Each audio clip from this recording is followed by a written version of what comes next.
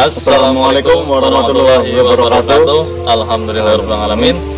Kita bertemu lagi di channel kami Jagat Kabumian, di mana kita berada di Desa Tambakagung, Kecamatan Kirong, Kabupaten Kebumen.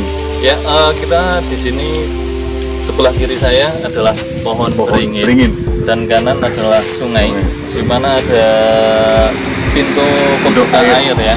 Di sini terkenal dengan grujugan seperti itu. Grujugan ya.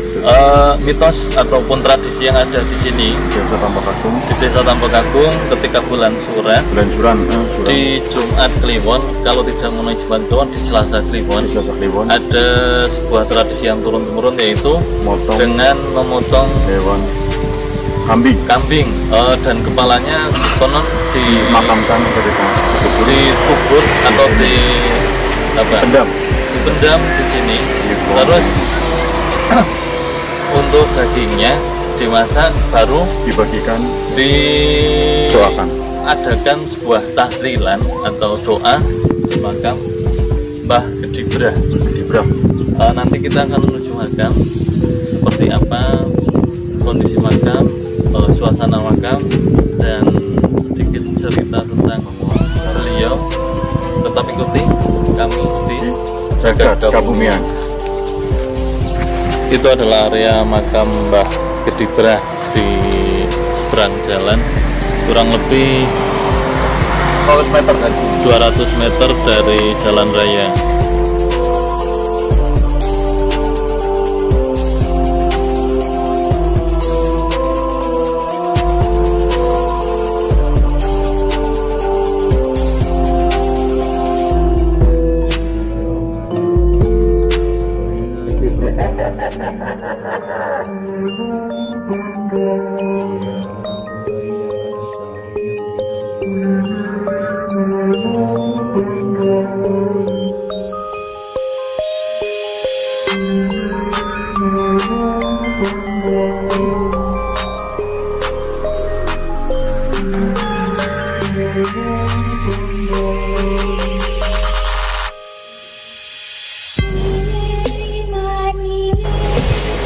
Ya, saudaraku, kita baru saja melakukan ziarah.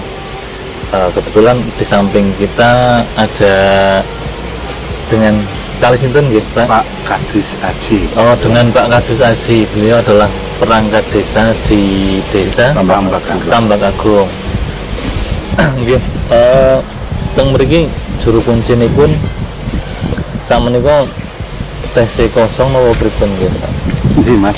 Sakmenika TC kosong setelah dipun tindak seda juru kunci kalau ini Kang Asmo Bekasan Drama kalau sampun setunggal tahun menika TC kosong dereng dipun wontenaken malih menika Pak Kadis dereng mutusaken sinten kemawon ingkang badhe dipun patrahi sebagai juru kunci ing menika panggenan.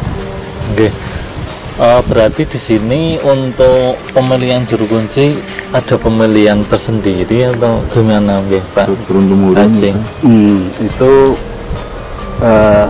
janipun itu apa? Suatu dominan keputusan dari seorang kepala desa. Tapi biarpun itu dominan dari seorang kepala desa, itu juga berdasarkan masukan serta musyawarah tokoh-tokoh masyarakat wonten ing Desa Tambakagung, khususipun menika kan masuk wonten wilayah Padukuhan Welaran. Welaran. Terus menika nyuwun masukan saking tokoh-tokoh masyarakat Dukuh Welaran. Okay. Karena biar yang paling dekat lah, nggih. Nggih. Ya, ini pangapunten Pak Kadis Aji, di sini kami ingin istilahnya mencari sejarah dari Mbah Gedibrah. Muri-muri budaya. Yang pertama itu mungkin sejarah beliau, dengan nama siapa, dari keturunan mana, seperti itu. Mbok menawi jenengan tahu? Nggih, nek berkaitan dengan sejarah asal muasal setelah silsilah eyang itu memang versinya beda-beda sih, Mas. Berdasarkan keyakinan orang tersebut. Iya. Nek saya sendiri itu berkeyakinan bahwa beliau adalah Eyang Angguyudo. Eyang Anggoyudo. Eyang Anggoyudo. Nggih, beliau adalah apa ya, penggawa dari zaman kerajaan Majapahit. Majapahit itu beliau yang bernama Eyang Anggoyudo. Memang berdasarkan apa ya, tamu ataupun sesepuh sini ada yang bilang bahwa beliau dengan nama Eyang Bambang Pujaseno ada, Eyang Kiai Samparangin juga, tapi hanya sebuah petilasan. Itu versi saya, Mas. Mungkin mohon maaf, jangan sebagai patokan ataupun nanti sebagai apa ya, polemik di masyarakat khususnya Desa Tambak Kagungsi. Ya, karena memang untuk sejarah beliau hanya turun temurun ya, dari mulut ke mulut, tidak ada istilah sejarah yang tertulis seperti itu. Jadi memang saya juga sering menjumpai terkait adanya perbedaan nama terus ataupun keyakinan tertentu yang seperti itu. Jadi itu menurut saya masih lumrah lah, selama kita memang di situ istilahnya niatnya kan baik, Pak. Mendoakan beliau. Yang jauh niku ya. Asmone ini pun terkenal kan Mbah Gedibrah. Nggih. Niku saking pundi dinamakan Mbah Gedibrah? Nggih, ngaten, Mas. Nek saya sendiri kan kebetulan masih muda juga. Berkaitan dengan Gedibrah saya telusuri, memang untuk nama Gedibrah sendiri itu bukan nama beliau-beliau yang ada di sini, bukan. Ya, itu mungkin dulu ada orang sesepuh lah ya yang pernah ke sini, mungkin dijumpai oleh sebuah sosok dengan mungkin tinggi besar ya, mungkin karena orang-orang dulu sih itu pakai jubah kayak gitu loh, Mas. Jubahnya kan otomatis kan panjang, pakai serban kan. Nek orang sini bilang Jawane ngaten kan, itu kan biasanya Gedabrah ngaten nggih. Mungkin terus ketimbulah sebuah kata Gedibrah. Dan cerita yang saya dapat seperti itu.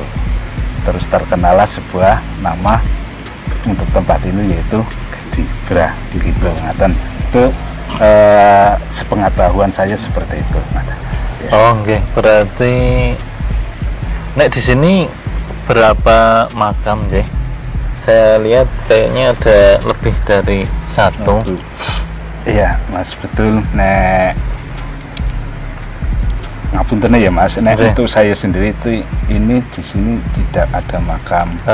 Hanya sebuah petilasan dari orang-orang dulu yang ya dulu kan berjuang lah ya, berjuang. Jadi untuk menyelamatkan diri, beliau otomatis kan dari tempat satu ke tempat yang lain, otomatis biasanya kan untuk mengelabui penjajah musuh kan biasanya ganti nama, mungkin ganti pakaian seperti itu.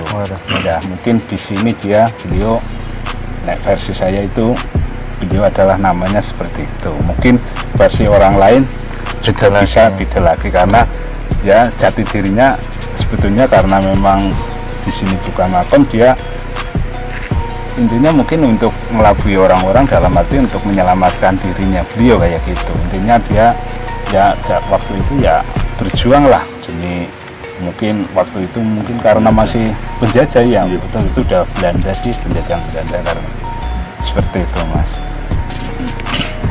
Jadi mungkin ini kan yang saya ketahui ini kan selain beliau Eyang Anggoyudo berdasarkan ageman juga yang ada di sini itu kan punya Ki Samparangin itu ada yang masih di sini.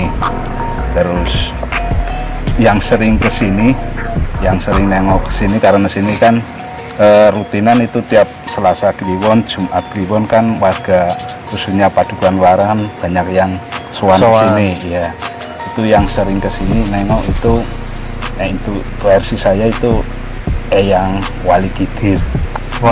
Eyang Wali Kidir, bukan Nabi Kidir, Mas.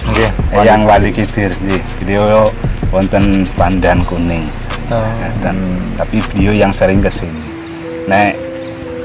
untuk Ibu Ratu Kidul itu enggak cuma lewat paling lewat sih, bukan Nyi Roro Kidul, bukan. Nah, versi saya Ibu Ratu Kidul, karena Ibu Ratu Kidul adalah, nah, pengetahuan saya itu juga turunan dari Majapahit, putra pertama dari kerajaan sana, Majapahit, seperti itu. Terus mungkin ini yang sebelah timur bangunan, nah orang sini kan bilangnya Mbah Gadung, bilangnya Mbah Gadung. Mungkin nek dulunya kayak di kerajaan mungkin Mban apa ya, mungkin yang beliau yang mendampingi. Ya, ada yang bilang itu Mbah Gadung. Terus sebelah itu yang ada di pohon besar itu, nek sesepuh sini kan bilangnya Mbah Gending.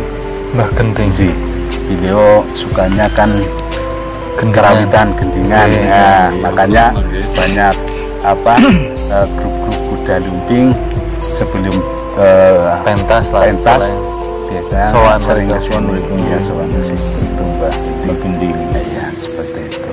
Banyak sebelah sana juga ada yang namanya di dekat pohon besar itu yang paling timur itu ada yang bilang yang Kiai Putrojoyo, ada yang bilang ya itu. Berarti kathah nggih. Kathah. Niki nek sing sebelah barat pripun, Mbak? Niku nek sesepuh ngendikane niku Suromenggolo, Mas. Suromenggolo nggih. Tapi versinya beda-beda sih, Mas. Nek Suromenggolo yang dari kerajaan Majapahit itu kan kakak kandungnya Eyang Kanjeng Sunan Geseng. Kakak kandung. Jadi Suromenggolo itu kan nek yang apa? Eyang Kanjeng Sunan Geseng kan sedereng dados dipun juluki Sunan kan piyambakipun namine Cokrojoyo nggih. Cokrojoyo nggih. Nggih, menika nggih. Niku kan kamas kandungipun Eyang Suromenggolo. Riyen tejang sejaman wonten kerajaan menika piyambakipun kan gadhe gelar. Niku Eyang Raden Surya Padang. Nggih, menika Suromenggolo gelaripun wonten kraton niku Eyang Surya Padang. Menika kula berdasarkan saking cerita saking wayahipun. Leres kula nate pinanggih kali wayahipun turunan saking Eyang Kanjeng Sunan Geseng. Nggih. Panci piyambakipun kan dipun dawuhi dhateng Eyang Kanjeng Sunan Geseng kan madosi makamipun Eyang Suromenggolo. Menika mriki kan namung petilasan. Nek berdasarkan pengamatan kula wingi kali wayahipun niku kan Eyang Suromenggolo makamipun wonten Goden Rejo janiten, Mas. Lah terus itu kan saya melihat di sebelah barat makam itu ada sumur nggih. Nggih. Itu sumur tiban atau buatan apa memang dari dulu sudah ada atau pripun? Nggih. Niku sumur niku memang tembe kemawon dipun damel sekitar tahun 2018 oleh orang yang bernama Pak Bambang, itu anggota Polsek Klirong yang bagipun aslinipun Kutha Winangun. Ya menika dipun damel durenipun berdasarkan wangsit saking Eyang. Durenipun menika sebuah apa nek rene bilangnya ya kayak sendang kayak gitu, Mas. Lah ini di sini tadi kan jenengan ngendika ada kegiatan rutin dari masyarakat khususnya di Jumat Kliwon, Selasa Kliwon itu secara rombongan atau sudah terkoordinir ketika di sini terus kumpul tahlilan bersama atau gimana, Pak? Itu memang benar. Kita ada tradisi turun-temurun dari eyang kita dulu. Tradisi itu dilaksanakan di bulan Asyura. Kita ngambilnya, masyarakat sini ngambilnya di hari Jumat Kliwon. Jumat Kliwon. Andaikan di bulan tersebut tidak ada hari Jumat Kliwon, diambilkan di hari Selasa Kliwon. Seperti itu. Dulu sebetulnya dalam 1 tahun ada beberapa kali kegiatan di sini Mas. Iya, kenduri biasanya sebelum musim tanam, setelah musim panen, terus di bulan-bulan tertentu mungkin ada 4 kali dalam 1 tahun. Tapi karena dari tahun ke tahun terus perkembangan zaman, terus orang-orang dahulu juga sudah tiada, adanya orang-orang yang sekarang modern ya kan, dengan pola pikir yang berbeda, dan juga kesibukan dengan pekerjaan, akhirnya luntur kegiatan itu. Hanya satu kali ya diadakan di bulan Ngasuro, tepatnya di hari Jumat Kliwon, dan waktunya sore Mas. Sore ya, habis asar, jam 3 sebelum asar ya. Diadakan tahlilan di sini, ngirim doa untuk eyang-eyang yang sudah berjuang lah untuk kemakmuran, kemaslahatan desa sini Mas. Seperti itu. Terus kegiatannya itu selain kenduri mungkin ada ciri khas tertentu enggak Pak? Oh ya, ada di dalam kegiatan. Nek sini kan bidangnya kliwonan Mas. Kliwonan ya. Jadi kliwonan itu kita motong kambing, motongnya di sana di depan dekat gerujukan itu yang ada pohon ringin. Ya, dipotong di situ, terus kepalanya dipendam di situ.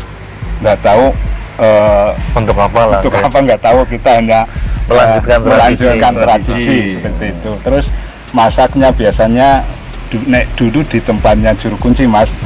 Ya, karena sekarang juru kuncinya kan ya ada ya, jadi ditempatkan di rumah saya. Terus yang jadi ciri khas lagi itu masaknya nggak boleh dicicipin Mas. Nggak boleh dicicipin sebelum sampai sini, sebelum didoain kayak gitu. Tapi alhamdulillah walau nggak dicicipin, rasanya katanya masyarakat iya. Nah, terus kayak gini Mas, itu kan sekarang karena memang PAD desa kan ada ya. Itu memang untuk beli kambing itu memang dari desa. Tapi fasilitas desa. Fasilitas desa. Terus yang ikut juga dari pemerintahan desa. Tapi kita tidak memungkiri untuk keterlibatan masyarakat, yaitu dengan ditarik seikhlasnya untuk beli bumbon dan gerampe yang lainnya seperti itu Mas. Khusus untuk kambingnya dari PAD iya, dari desa, dari kelengkapan dari swadaya. Tradisi dari dulu kan kambingnya harus hitam polos Mas. Hitam polos, andaikan saking nggak nemunya kambing yang hitam polos, kita ambilkan kambing yang kendit ya. Dalam satu kambing itu kita masak jadi 8 itu Mas, subluk apa ya, paruk nek gitu. Nek saya rasa nek dibilang satu kambing jadi 8 paruk kan kayaknya nggak mungkin ya Mas. Terus dibagi untuk satu pedukuhan ya kan, tapi nyatanya cukup loh Mas. Terus logikanya dalam artian si daging itu ya wajar, maksudnya luas gitu loh Mas. Sendiri-sendiri iya, nah sendiri-sendiri. Terus nanti setelah ikrar juga ada acara didoain, nanti makan bareng-bareng di sini. Seperti itu. Biasanya untuk peserta kurang lebih berapa orang Pak? 150-an lebih Mas, sekitar 180. Ada mitos atau cerita masyarakat yang kaitan dengan daerah sini, ya intinya mistiknya gitu loh Pak. Mungkin ada ketika orang yang kurang sopan terus di sini kejadian apa atau gimana dan ya ada sih Mas.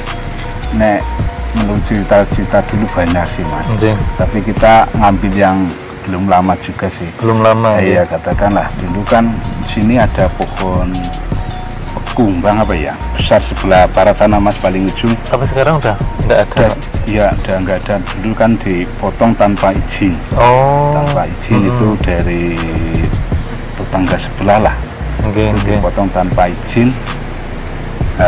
Karena mungkin alasannya kan dulu buat bikin pondok pesantren kayak gitu, masalahnya seperti itu. Dalihnya seperti itu ya. Seperti itu, nggak tahu sih. Dulu juga saya masih rada kecil, belum tahu hal-hal kayak gitu. Itu memang pernah terjadi seperti itu ya. Ada katanya yang terus meninggal. Dulu kan ranting-ranting yang ke sawah itu masyarakat sekitar itu yang punya sawah kan nggak berani motong, nggak berani motong, iya, karena memang katanya dulu kalau motong terus nggak lama kebetulan dilalah meninggal juga kayak gitu. Jadi lantaran ya. Iya, terus kemarin juga ada anak kecil yang naik bahasa sini bilangnya keselong ya mas, ya ada yang keselong ke sini terus larinya ke laut, ke laut. Kebetulan jalan itu belum sampai ke laut, itu nyabrang ke Kali Buntu sini mas, bilangnya Kali Buntu sana kan Jagasima Pak ya. Oh iya, Kali Buntu ya. Kali Buntu Tanggulangin apa Kali Ratu maksudnya. Iya sekarang kan namanya Kali Ratu ya, Kali Ratu. Kali Buntu. Nah, itu nego ke sana meninggal habis dari sini sih. Oh, dari sini. Orang sini juga. Orang sini ya mas. Ya banyak lah yang kejadian hal-hal seperti itu. Yang ganjil dan aneh lah ya. Iya. Terus dulu kan waktu saya kecil kan sering di depan sini itu kan ada truk itu ya mas, dua ya. Iya. Mas lihat itu walau dari jalan itu pun kelihatan yang jaga. Macan mas itu mas, macan besar ya, sampai dari jalan sana kelihatan. Saking besar saking besarnya mungkin ya itu penjaganya. Iya. Satu mungkin. Atau dua pak? Dua nih, kanan kiri. Kanan kiri ya seperti itu. Ya. Nek berdasarkan cerita dari nenek saya dulu pas Eyang Buyut saya kan juga kebetulan penjaga juru kunci sini. Oh Rin. Iya Rinnya itu yang Buyut saya memang itu pas pulang malam dari sini itu pasti dikawal oleh si macan tersebut kanan kiri. Setelah Eyang Buyut saya sampai di rumah itu balik hilang. Wonten boten Pak Kadus Aji kesan tersendiri dari jenengan ketika mungkin di lokasi atau bersiarah di petilasan sini? Gimana ya mas, Nek, saya sendiri kan sebetulnya banyak sih ya, karena memang saya kecil di sini juga, terus kita dari kecil juga mainnya di sini mas, dulu ya, sering main di sini kayak gitu ya. Karena dulu kan kita awal saya pribadi awal masuk sini semenjak kelas 5 SD mas. Kelas 5 SD saya sudah main ke sini. Terus waktu pas kita kelas 6 mau ujian dulu kita minta tambahan tambahan doa restu kan dari Eyang. Kita tidur di sini sampai 3 hari apa ya mas? Kita kelas 6 sudah di sini 3 hari mas. Dulu kan masih alami mas, itu belum keramik, masih tanah. Terus, tapi sudah bentuk bangunan. Bangunnya masih kayak gini mas, masih tetap kayak gitu ya itu. Cuma belum keramikan, masih tanah. Terus juga belum pakai klasa. Dulu pakai, nek sini bilangnya widik, nek orang mungkin bilangnya bleketepe apa ya? Oh, ya, yang dari anyaman dari daun kelapa.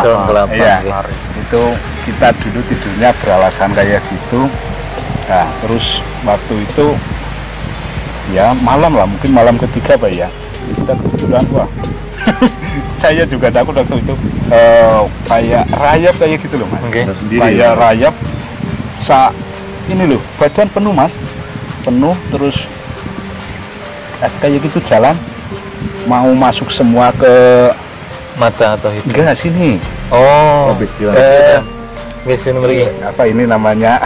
Sidat. Ya, itu mau masuk semua, kebetulan belum semua, tinggal sedikit. Itu ada gangguan itu. Waktu itu kan kita nggak sendiri, ada teman dua. Nah, kita terganggu pada teman yang di sampingnya.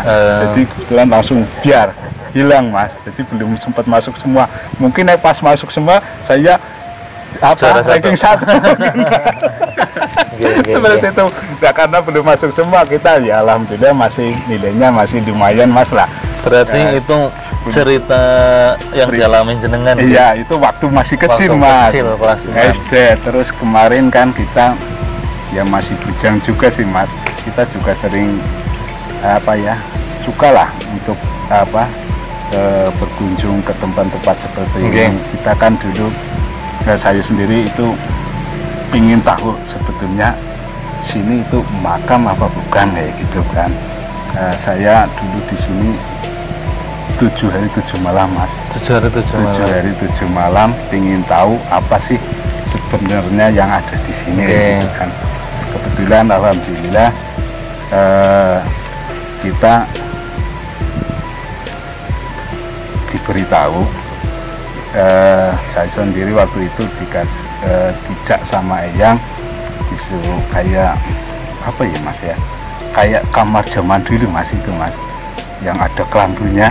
Ya kita dikasih dijak masuk ke ruang beliau, yang ada di situ cuma seperti itu Mas, barang agamanya beliau dilihatin hanya sebuah pusaka lah ya. Iki lho tuh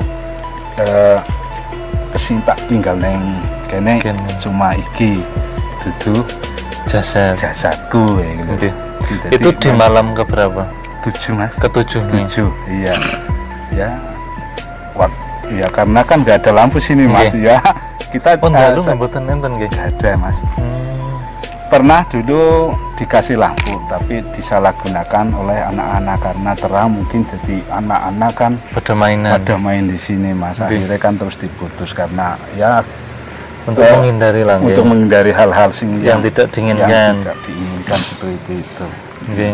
Jadi makanya saya bilang dari awal tadi bahwa ini bukan makam karena itu berdasarkan pengalaman saya sendiri.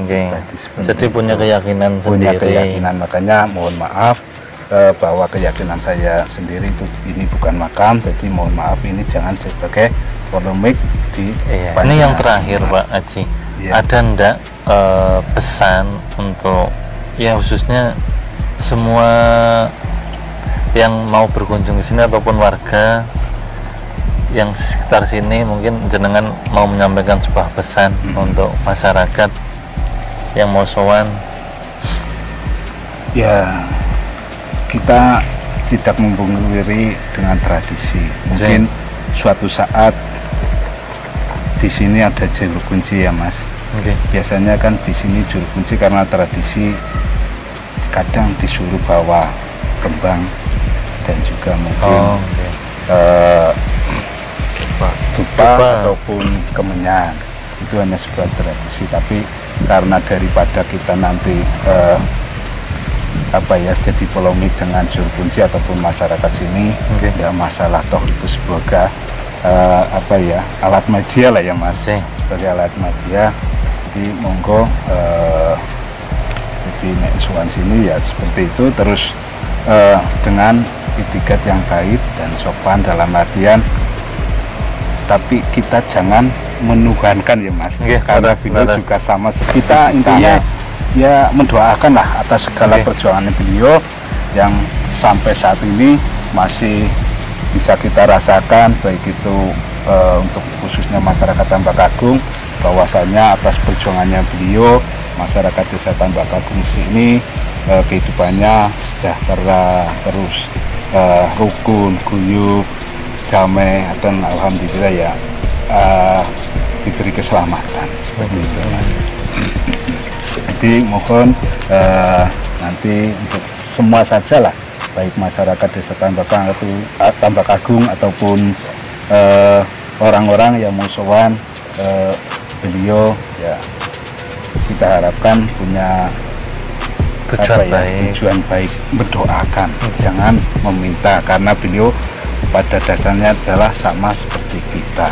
Beliau lebih dulu dalam berjuang di alam kenyataan menikah Mas. Dan itu, jadi doakanlah beliau, moga-moga beliau diampuni segala dosanya, ditempatkan di tempat yang lebih baik atas segala amal beliau waktu semasa masih sugeng. Mungkin hanya itu Pak Gatus Haji, terima kasih banyak atas waktunya, terus informasinya.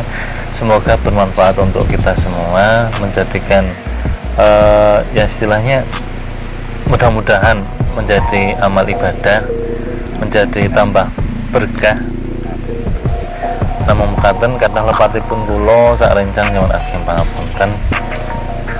Sami-sami Mas, kula mewakili saking pemerintahan desa ugi masyarakat Desa Tambak Agung khususnya Padukan Welaran, apabila saya menerima panjenengan sak rombongan ada kekurangan serta kekhilafan, saya pribadi mohon maaf.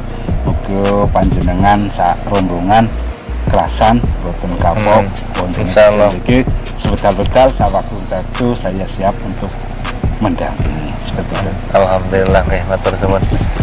Saudaraku, demikian tadi perjalanan kita di Desa Tambak Agung, tepatnya di area Mbah Gedibrah yang lebih terkenal atau tersohor. Mungkin hanya itu yang bisa kita liput bersama tim Jagat Kebumian dan juga didampingi oleh Pak Kadus Aji. Tunggu kami di area yang lain atau makam-makam bersejarah yang lain, karena semboyan kami adalah muri-muri budaya dan leluhur. Ya, itu aja saudaraku. Jangan lupa subscribe, like, komen, dan share untuk kita semua, untuk tim Jagat Kebumian khususnya, biar kita dapat memperbaiki dan selalu lebih maju ke depannya. Ya, masih bersama kami tetap di Jagat Kebumian.